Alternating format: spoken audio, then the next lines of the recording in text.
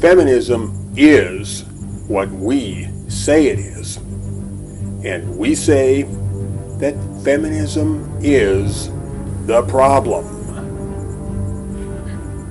Putting the conversation where it needs to be, this is the Vanguard Report.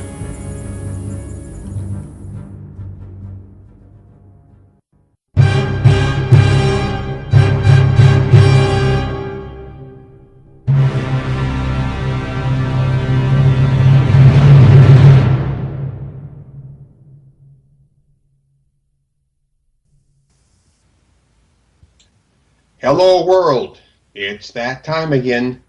Welcome to episode number 15 of the Vanguard Report, your weekly radio internet show, or internet radio show, where we talk about nothing but feminism and nothing but what is at the vanguard of that issue. Hence our name, the Vanguard Report. All right, I am your host, Fidelbogen, and with me as always is my fellow host, Nick Redding, ex-social justice warrior, counter-feminist agitator general for the city of Edmonton, and a true son of the Alberta Prairie. Nick, tell the people where it's at. Where it's at is Edmonton, Alberta, on September 23rd.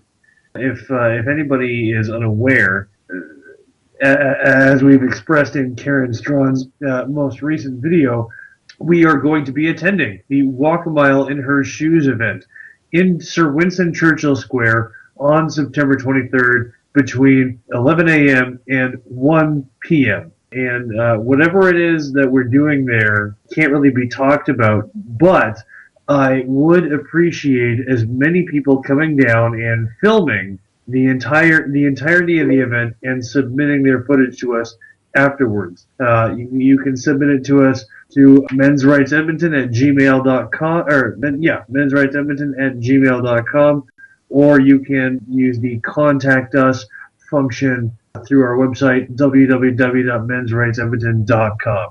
Thank you very much. Thank you, Nick. Thank you very much, everybody. I'm sure you'll give Nick your full support, Nick and all the folks up at mensrightsedmonton.com.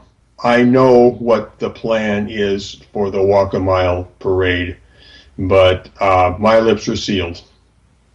Anyway. Sorry. And one more thing before I go. Can everybody please make as much hullabaloo about our presence as possible? Hullabaloo. That's a good word. And encourage others to make as much hullabaloo as possible. That's a really big element, ladies and gentlemen. Thank you. I'm gone for good. All right. Yes, Nick is right. Hullabaloo is the most common element in the universe, I think, next to hydrogen. It is a very important element. All right. Episode 15 is the episode that went south. I'll tell you why.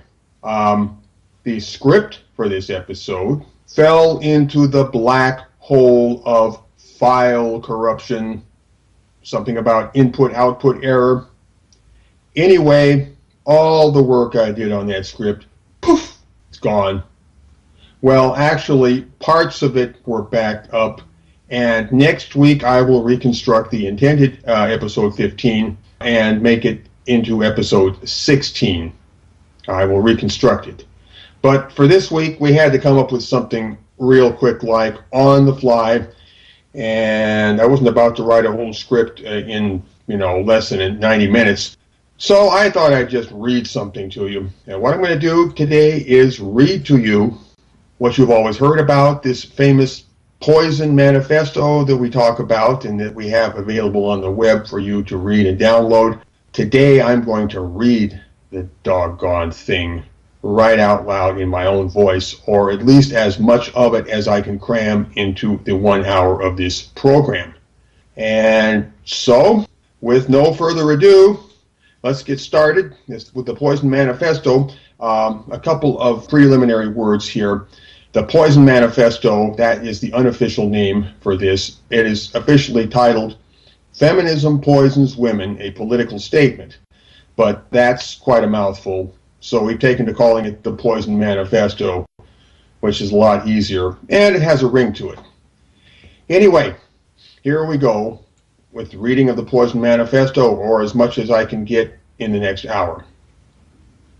Feminism Poisons Women, a Political Statement.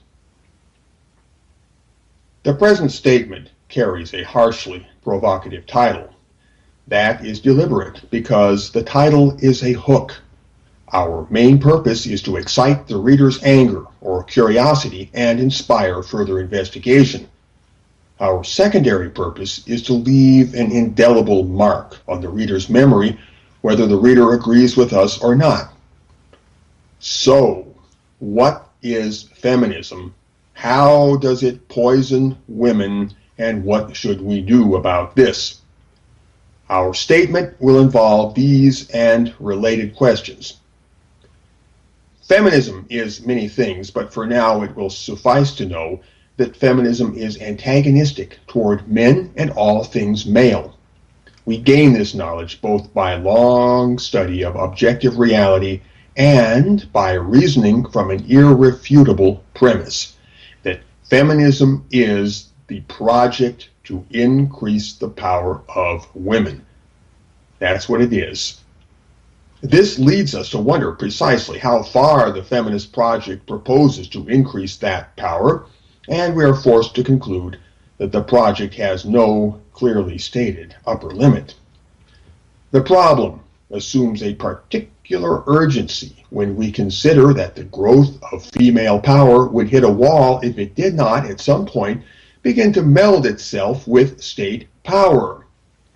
Hence, the feminist project could not but infiltrate the machinery of state, and if pushed far enough, could issue only in a totalitarian level of government control, ostensibly for the benefit of women. In light of all this, we must ask if the feminist project means to increase the power of women infinitely. For want of any credible feminist statement to the contrary, we must reckon that it does, and make all further reckonings accordingly. To increase the power of women infinitely, by whatever means, would certainly make female power clash with male power. Here, women would confront a choice: to either rein in their own power or to go on increasing it by overriding male power. To choose the former would terminate the feminist project. To choose the latter would advance the project, but only with a steady erosion of male autonomy. Again, as suggested, this would logically entail the growth of an anti-male state. Such a posture of affairs would issue only in a subjugation of men, and to acquiesce in such a thing would comport only with antagonism toward men. So we conclude that the feminist project in its unfettered form amounts to a campaign of anti-male aggression, and would add that such a campaign is tantamount to war. We further conclude that such a war is bound to inflict collateral damage on humanity at large. In acknowledging that such collateral damage is bound to happen, we affirm that men and women share a social ecology where damage to any part of the system has systemic consequences. Thus, in declaring that feminism poisons women, we are recognizing the systemic implications of a feminist war which poisons men. It matters little where the poison is introduced. It just so happens that feminism, which initiates an attack against men, sets the process in motion by poisoning men first, by subjugating them, by denigrating them, by compromising their human rights, by bending them contrary to nature. From this, the collateral effect ripples through the social ecology and taints the lives of men and women alike. The web of male and female existence is too interwoven to confine the damage to men. You cannot poison merely half of a well. In the long run, to poison men can only poison women also. Therefore, since our study of objective reality leaves no doubt that feminism indeed poisons men, we may safely conclude that feminism poisons women. However, if you mean to enhance the well-being of women, it will not do to poison them. In the end, we oppose feminism because feminism poisons everyone. Feminism poisons everyone. So consider the present statement a rallying call to men and women everywhere who oppose feminism. By our study of objective reality, we know that their numbers are considerable and, if the right stimulus be applied, apt to grow. Accordingly, we wish to grow politically awakened non-feminist numbers and bring about intellectual crystallization among those numbers. Most of all, we wish to create a public square effect, to break the silence so that everybody not only knows what's up, but knows that everybody else knows. We want each and all to realize that they are not alone and to catch a glint of that realization in the eyes of others. The foremost obstacle to our proposed work is the myth of feminism. And by that, we mean the orthodox narrative which the feminists themselves have fed to the world and which the world has swallowed hook, line, and sinker. We mean the sanctioned interpretation of reality, which wraps around the word feminism itself so that no other sense or meaning can be admitted. Hardly a conversation anywhere does not lie beneath the shadow of feminism's narrative, and hardly a thought can take flight independently of that narrative. Such is the power of the feminist myth. It forms the beginning and end of all public discourse and swallows our lives into an intellectual gravity well. As a controlling paradigm of the present age, the myth of feminism spreads its power over most of the earth. Opposed to the myth of feminism stands the reality of feminism, the part which it is not polite to talk about. It is this reality that we labor to unmask in peeling away the myth layer by layer. Our impolite counter-feminist project is to subvert the orthodox meaning of the word feminism itself. But that is only the beginning. Our project goes further in that we aim to take back control of the language and along with it the public discourse altogether. The myth of feminism is one with the system of feminist lying. Nearly all of feminism is predicated on a structure of lies and half-lies that prop each other up, and the reach of this system is not easily overstated. A slow indoctrination of the public mind has occurred in the last half-century. One dubious proposition after another has passed unchallenged, hardening into commonly accepted dogma, and forming the intellectual substrate not only for progressively greater distortions, but for institutional changes predicated upon such distortions. Furthermore, the changes and distortions have crept into our lives and cemented themselves many layers deep. Hence, the original violation of truth is buried deeper than most people would care to search, even if they knew where to start digging.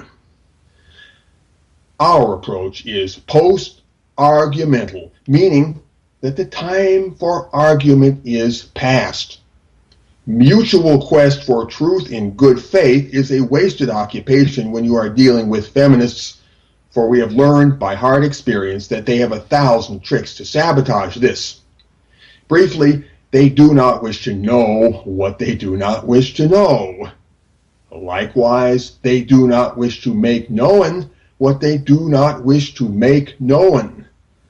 Either way, they have a vested interest in concealment. So nearly everything they say promotes the myth of feminism and veils the reality of it. And if we choose to transact within their categories, we validate their discourse and defeat ourselves before we speak a single word. The feminists aim to keep doing what they are doing until they exhaust every inherent possibility which the feminist project contains. Their method is cyclical and dialectical, and they will redefine their project in a radical way whenever the original definition no longer serves them. That, too, is part of the feminist project.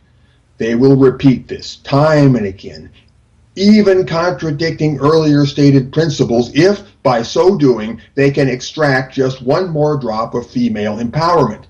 They will do all of this and more until some intervening power, human or otherwise, puts a stop to it. That is why we are post-argumental, because we know that persuasion effort is wasted on most feminists, who will always find a way to dodge, deflect, or derail anything we wish to communicate.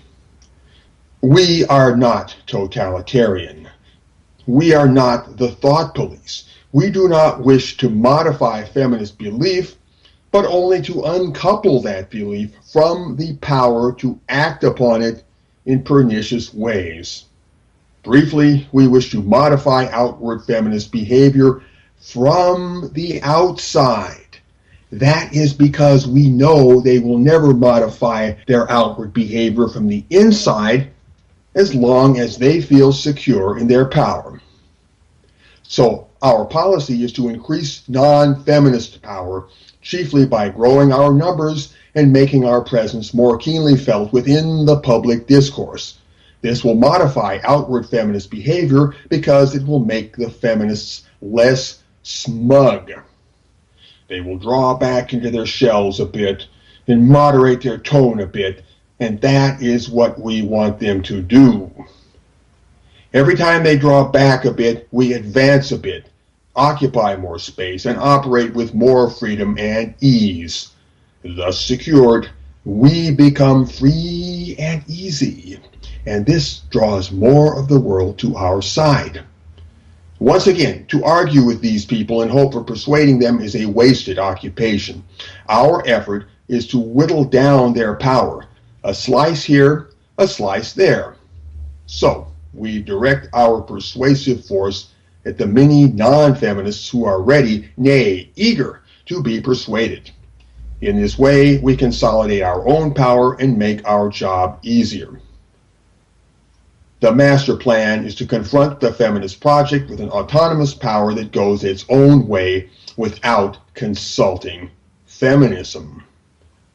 This autonomous power equates to the aggregate political will of non-feminist men and women everywhere. To say that this power goes its own way without consulting feminism means that it operates outside the myth of feminism altogether.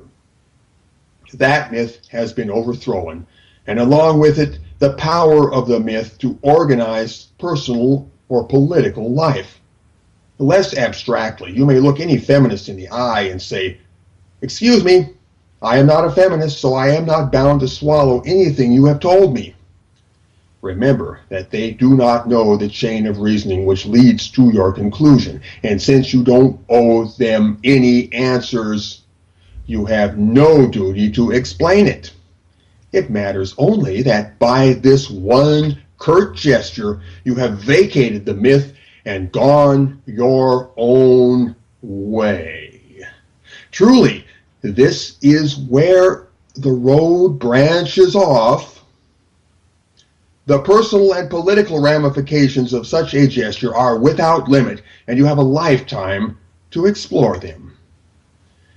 To be sure, that is a small victory, but the formula is what matters.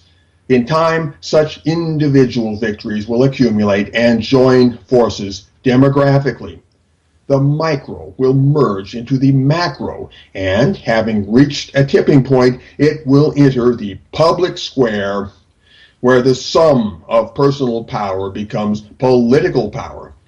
In the end, this will generate a public polarization of opposed political wills. Non-feminist against feminist.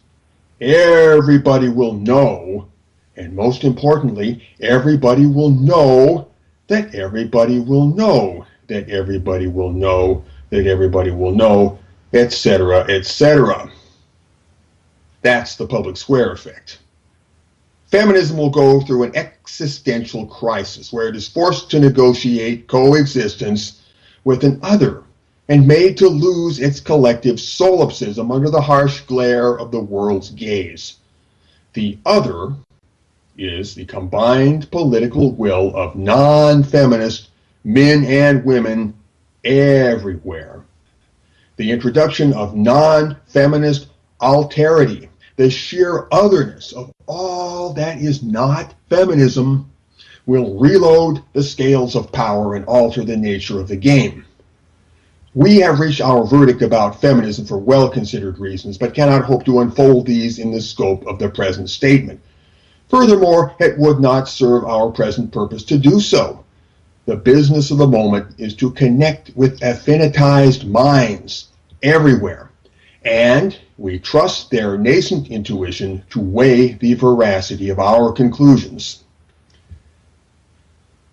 We are often told by feminists that we don't know what feminism really is, and admonished to read feminist books.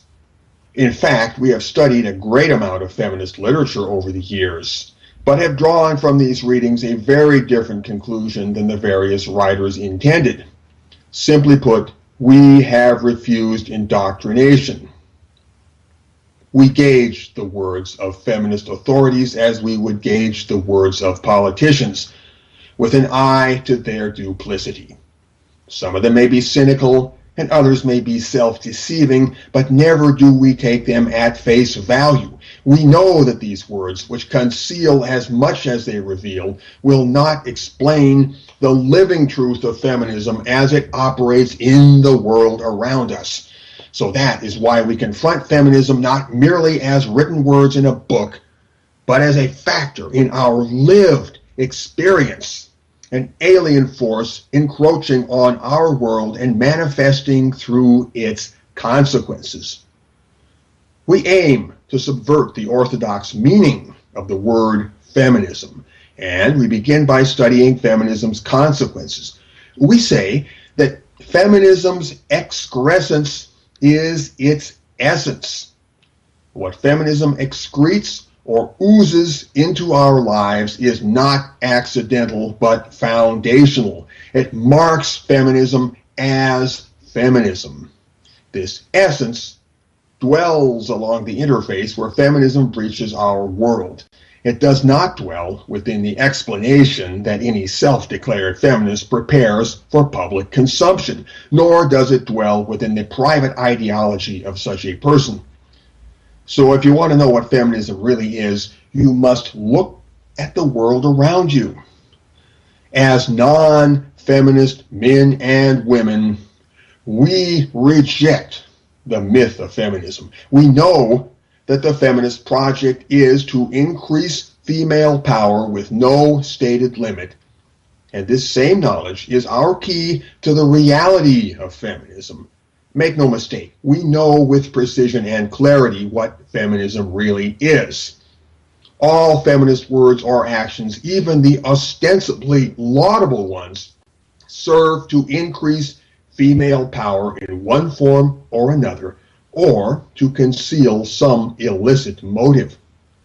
Observation over time has borne this out, for we see that feminism's accomplishment has been to pile up advantages for women in a one-sided way and to absolve women of moral accountability, always with a subtext of female victimhood and female entitlement. So when we pronounce the word feminism, we are speaking of precisely these things. We identify these things as the core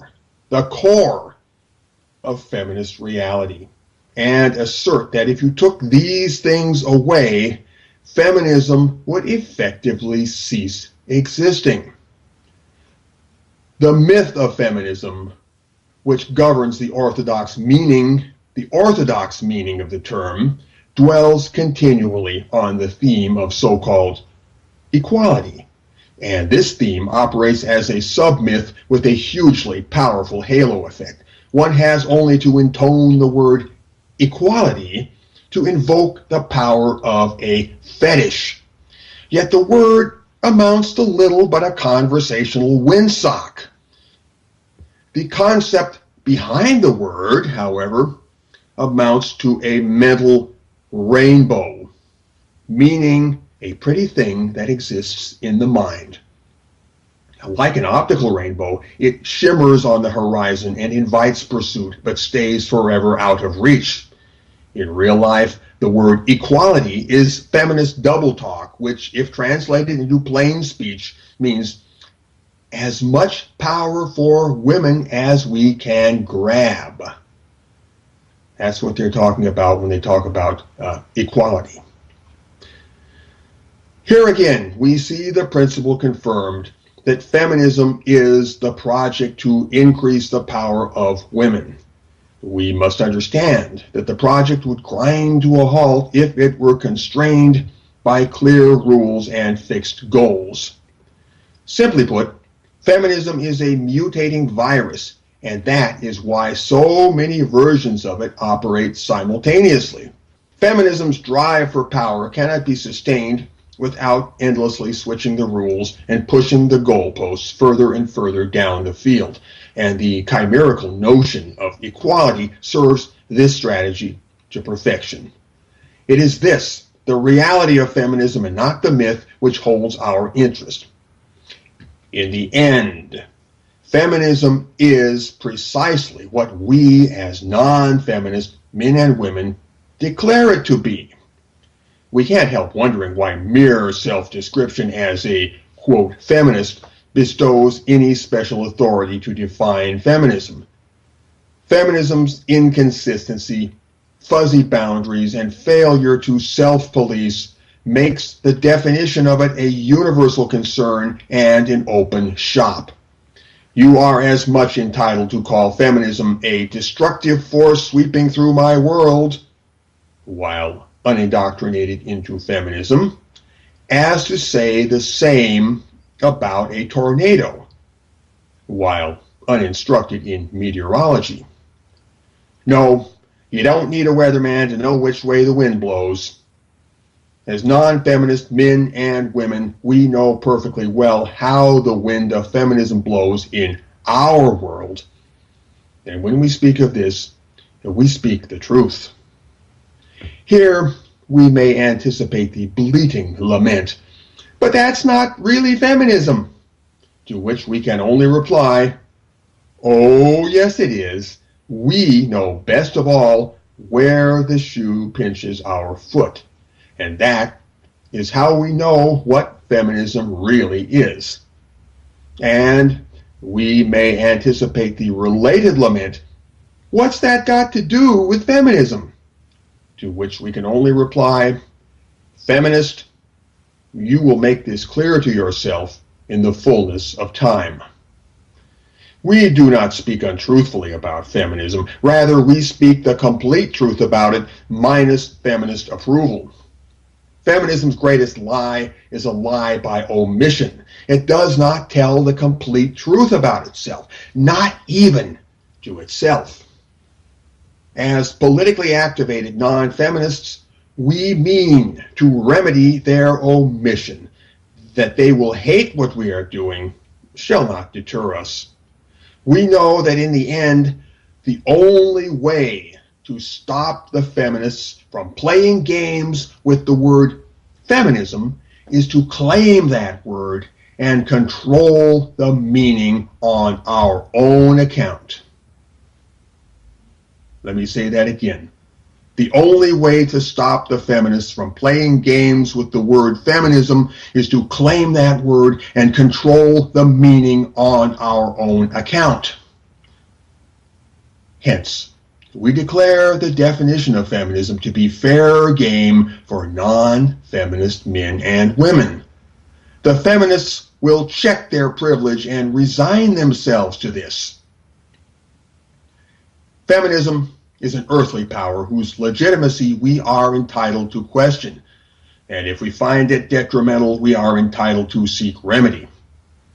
That said, we do seek, by both direct and indirect methods, to undo feminism as a normative cultural mythology. One more time. We seek by both direct and indirect methods to undo feminism as a normative cultural mythology. The real question is not whether all feminists are a certain way, but whether all feminism is a certain way. That is a subtle distinction, but critically important, because feminism's prevailing tendency takes a form which can be broadly mapped and modeled.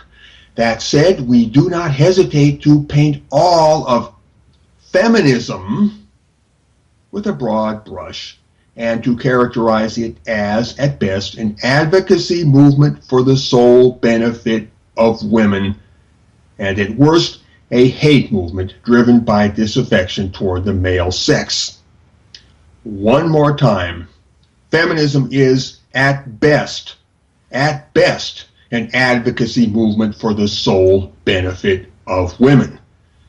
And at worst, feminism is a hate movement driven by disaffection toward the male sex. We understand feminism as an endlessly growing social organism, distributed across the culture and across all points on the political spectrum. This organism draws its lifeblood from many quarters, and it is difficult to distinguish feminism proper from everything which upholds it or sustains it.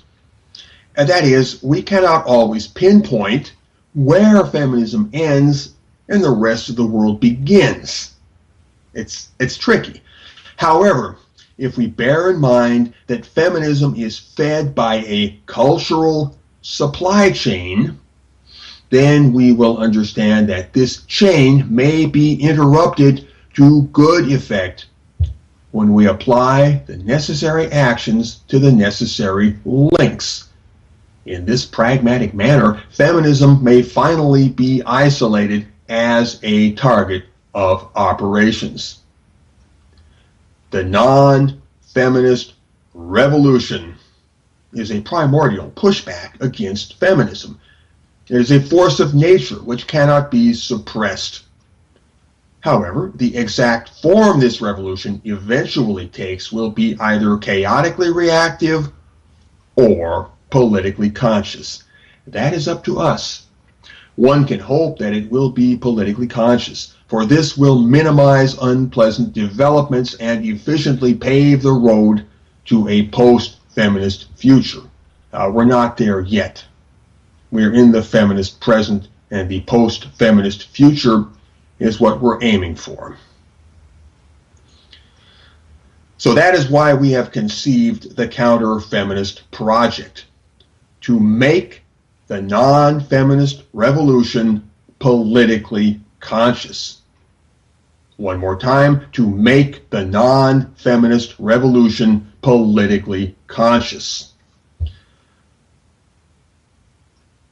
The counter-feminist project is multifaceted, socially distributed, and holistic, for we have concluded that a social organism, such as feminism, must be countered by another social organism that works to block it or neutralize it.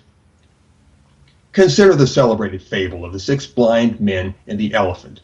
Feminism, to be sure, is much like the elephant, a collection of parts that can't be isolated from each other lest we miss knowing what we are dealing with. But we are nothing like those blind men. We may specialize in different parts of the elephant, but our sight is keen, and we know how the beast looks from every direction. So the counter-feminist social organism is distributed exactly as the task requires. Different operators in different sectors will apply the necessary actions, informing each other continually of developments and adjusting the plan as contingencies arise. The prime directive of our voluntary association, ever and always, is to sap the feminist power structure by drilling into points where that structure is weakly shielded.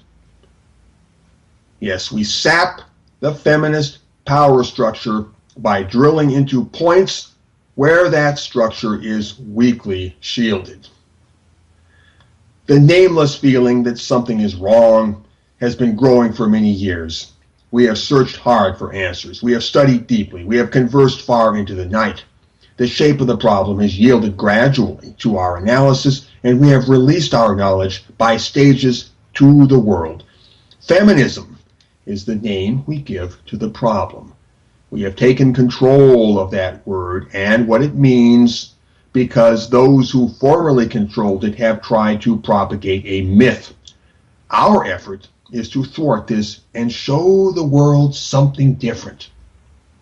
In the course of our work, we have discovered a pair of social taboos which hold the world in an iron grip, and we have seen that the problem is deeply rooted in these taboos. First, the taboo against naming feminism as a pernicious force in human affairs. Second, the taboo against treating male existence as a thing of inherent value. Counter-feminist action is based on a systematic and escalating violation of these taboos, and networks of groups and individuals will carry out the project in a variety of innovative ways. We should note in passing that the distinction between attacking feminism and helping men is artificial. Both activities violate the two taboos, both weaken the feminist power structure, and both are vital to the advancement of the counter-feminist project. The difference is one of focus or specialization, and you may choose either option as your talent inclines you. Vanguard practitioners have no quarrel with each other's specializations. The counter-feminist project, as simply as we can put it, is a cultural insurgency from all quarters. We would introduce novel elements into the public discourse, and by so doing, guide that discourse in a radically different manner. We aim not to establish universal belief in a set of ideas, but to establish those ideas as an overshadowing landmark in the mental landscape, a Derridian vertical, you might say. You may love it or hate it, but you can't ignore it. It colors your world and changes everything. The Counter-Feminist Project is a three-pronged initiative that aims to do the following. First, to confirm a working definition of feminism within the non-feminist community. This will establish a focal vision for coordinated operations. It will also prevent the operators from working at cross purposes. Second, to decenter and disestablish the myth of feminism by building a counter-feminist culture of critique that pervades every corner of society. This will include both a serious intellectual auditing of all feminist claims and theories and a mainstream growth of mockery and witticism at feminism's expense. It will also include an effort to catalog the many forms of feminist aggression and microaggression in the greatest possible detail so as to make these publicly known and available for correction.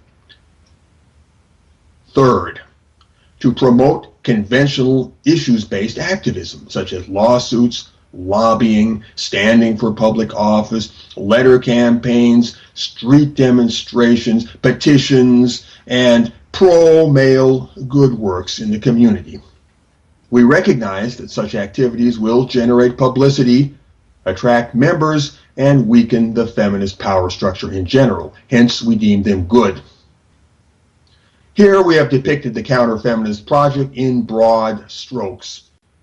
We wish to make commonly known that such a project is underway and to enlist all manner of people from everywhere on earth as co-workers.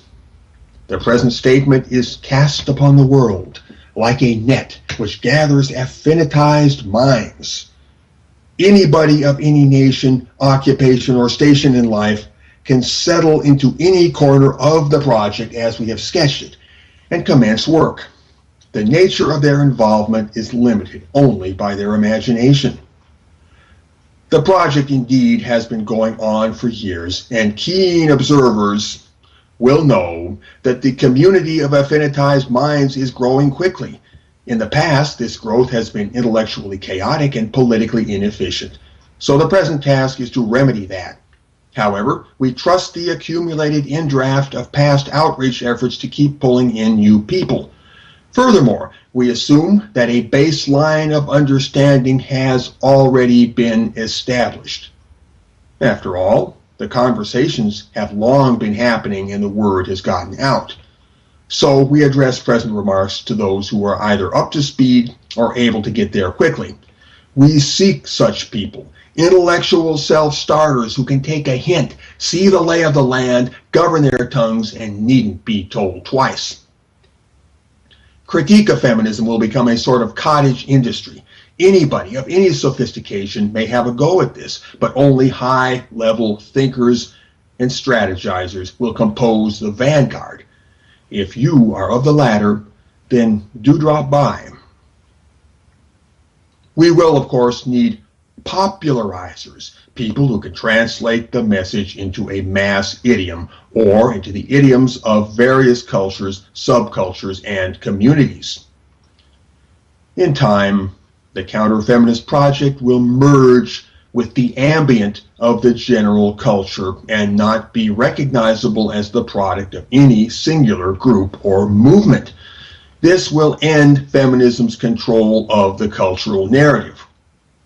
Having been shouldered aside by an upstart counterculture, feminism will become merely another competitor in the marketplace of ideas. It will no longer be privileged, but rather jostled with the throng and expected to take its lumps. That day, which we so fondly anticipate, has not arrived quite yet. But to look on the bright side, it is getting closer. We who have been in the game for a good long while can attest to this. Recent times have brought dramatic change, and there is no question that the defenders of the feminist faith are digging in for a fight. They belatedly realize that a threat to their power has arisen, and the smell of panic mingled with false bravado is wafting from their side of the field. They are up to their usual tricks and lies, but they are doubling the dosage. Apparently, they think they can get out of trouble by doing more of what got them in trouble in the first place. So, let us consider the future. If we mean to boost feminism along the road to extinction, what can any of us individually do to help out? More precisely, where would any random person now reading this find his or her point of entry into the counter-feminist project? The answer is that only you can supply the answer. You are on your own. However, that is not so bad as it sounds, because many have walked this road before you, and if you seek them out, or if you seek out the wisdom they have left on record, you will find much of the guidance you need. But still, you must take the initiative to seek what will sustain you in your quest, and in so doing, you will find your answer and discover your niche in all of this. Consider that we, the pioneers of the community, were given no map, no compass, no pole star, no flashlight, no field manual of any kind. We simply found our way, driven by the imperative to decipher things that made no sense. Your case, in many ways, shall be no different. Ask yourself, why are you here now, reading this or listening to this? What brought you to this juncture? The fact is, you have traveled a good way upon your road already, more than you realize. You ought to reflect upon that. Know that you are not alone. You are hearing this now, and that should give you a clue.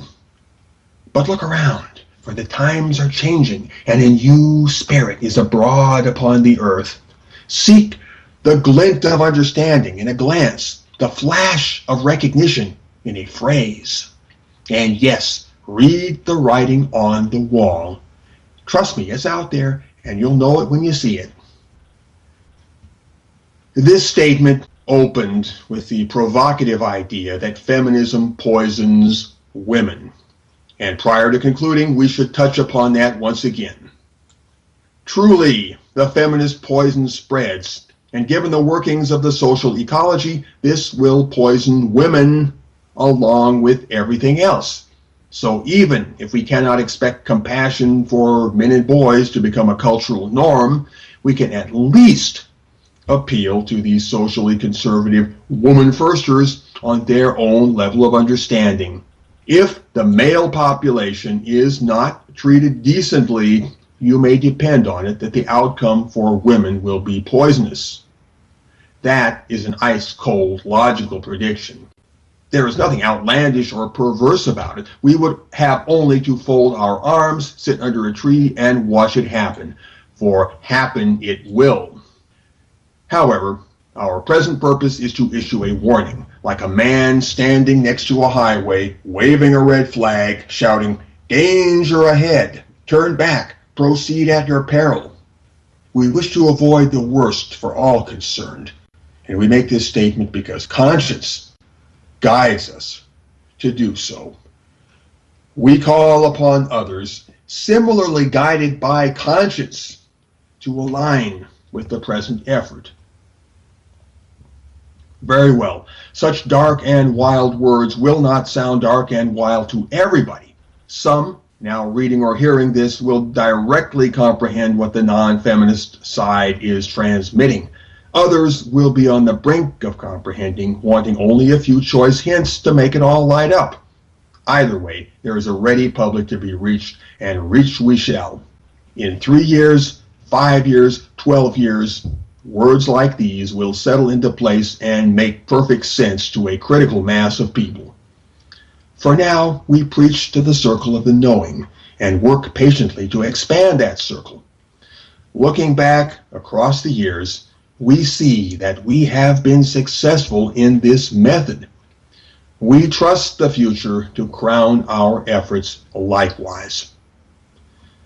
There's a new game in town, and the game is on. And that concludes the Poison Manifesto. James, how much time do we have before the brick wall of death? Brick wall of death is coming up in 7 minutes. 7 minutes? That sounds like a long time. I'm here. Oh, Nick, how you doing? I wasn't sure if I could squeeze this whole thing into an hour, but it looks like we just got it in there under the wire, didn't we? We did. There's something I want to talk about. Have you guys seen Taylor Swift's new video? I've heard something about it. I haven't seen it, no. I don't follow Taylor Swift all that closely. Now, Fidelbogen, I know you are so disconnected from modern culture, you haven't even seen Star Wars. Right? Well, except for a few samples on YouTube, yeah. Yeah, that I showed you. Yeah. I know. I should work on that. But go ahead. What about Taylor Swift? The point is that you Taylor Swift's new video. It's about her. The whole thing is her with all these very specialized dancers. You've got cheerleaders, ballerinas, hip hop like break dancers. From all over the spectrum, you've got all these people who are they're the experts in their field, and Taylor Swift, who is currently being marketed as the most beautiful woman in pop culture, which, in my opinion, she is. You think so? You think so? To me, she just looks like a run-of-the-mill pretty girl. But anyway. Well, in any case, it's likely her personality that makes me feel that, or the personality that she's marketed as having. Because in this video, she shows herself in the presence of experts in their fields, and they are presenting their A game, and she is fucking up in every single context. And That's no good. No, it is. It's great. It's great because that's the thing. Is the theme of the song is that everyone is going to talk shit about you. Shake it off. That's the name of the video. Is Shake It Off. That's a good philosophy. Yes. And have you ever known a feminist to shake it off? Ever? I can't say as I have. No. I mean, like she's actually. That would violate the whole feminist credo at a very deep level, I think. I think it would. And she's also, again, at the very least, marketed as the most beautiful woman in pop culture right now. James, how much time do we have left? About 3 minutes. Okay, Nick, we got 3 minutes left. In 2 minutes, can you extract what you're trying to extract from all of this?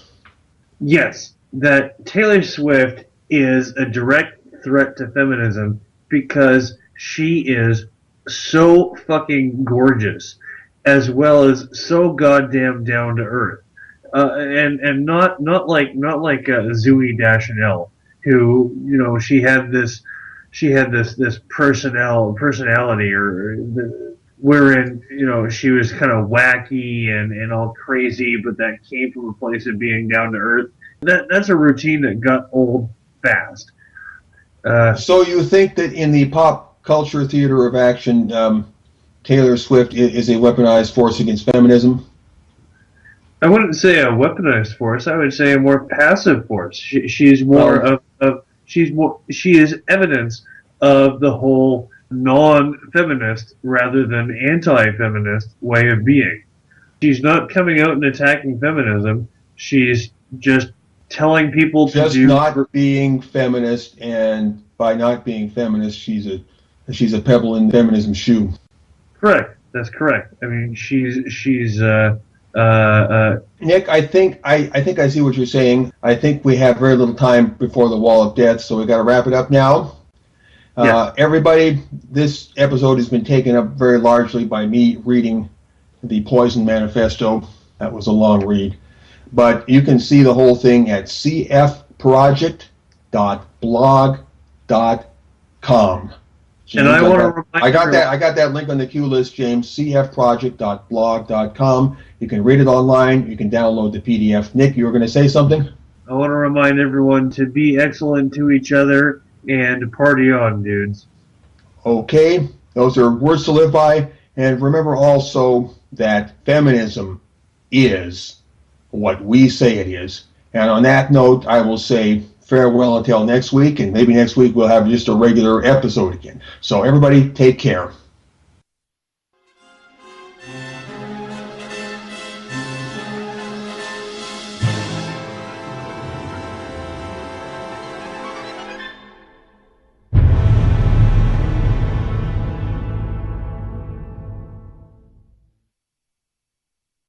And what I'm going to do today is read to you what you've always heard about, this famous Poison Manifesto that we talk about and that we have available on the web for you to read and download.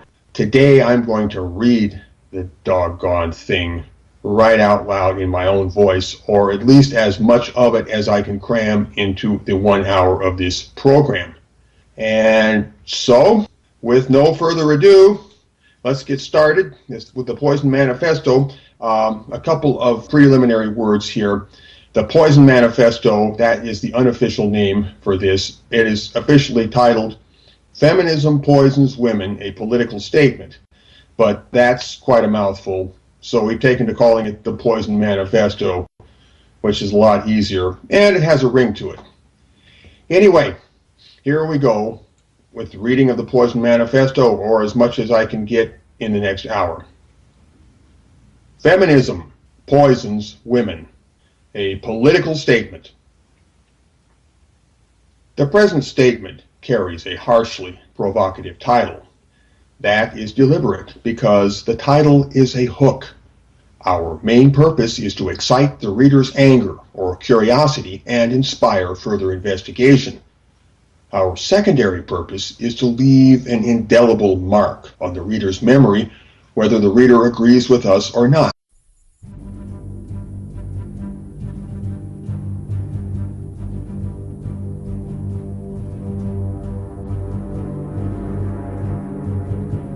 Feminism is what we say it is. And we say that feminism is the problem. Putting the conversation where it needs to be, this is the Vanguard Report.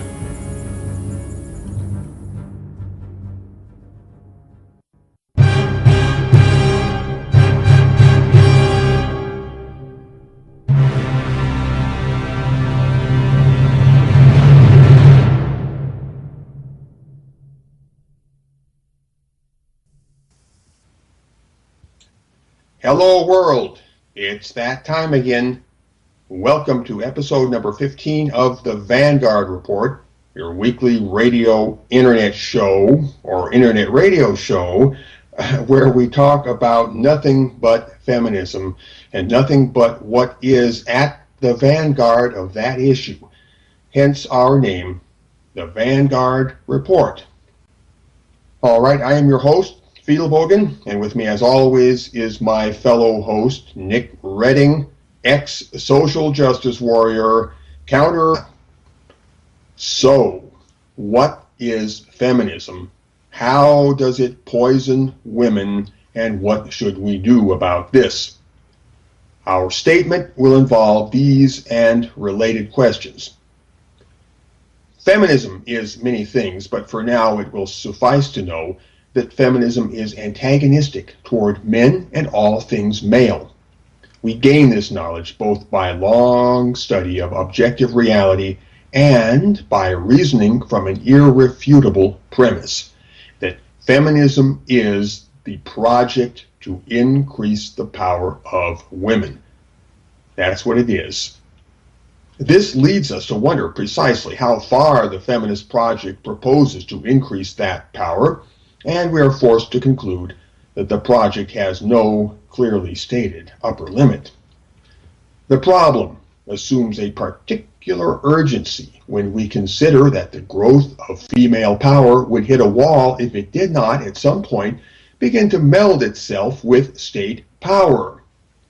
Hence, the feminist project could not but infiltrate the machinery of state, and if pushed far enough, could issue only in a totalitarian level of government control, ostensibly for the benefit of women. In light of all this, we must ask if the feminist project means to increase feminist agitator general for the city of Edmonton and a true son of the Alberta Prairie. Nick, tell the people where it's at. Where it's at is Edmonton, Alberta, on September 23rd.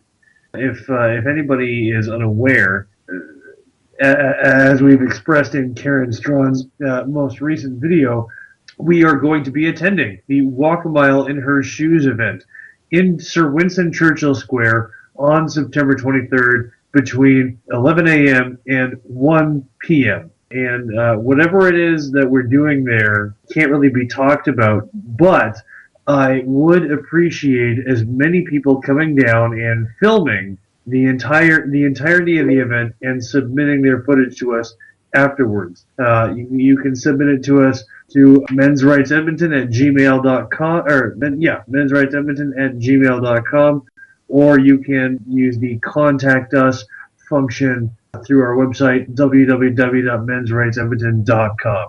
Thank you very much. Thank you, Nick. Thank you very much, everybody. I'm sure you'll give Nick your full support, Nick and all the folks up at mensrightsedmonton.com. I know what the plan is for the Walk a Mile parade, but my lips are sealed. Anyway. Sorry. And one more thing before I go. Can everybody please make as much hullabaloo about our presence as possible? Hullabaloo. That's a good word. And encourage others to make as much hullabaloo as possible. That's a really big element, ladies and gentlemen. Thank you. I'm gone for good. Gone for good. All right, all right. Yes, Nick is right. Hullabaloo is the most common element in the universe, I think, next to hydrogen. It is a very important element. All right.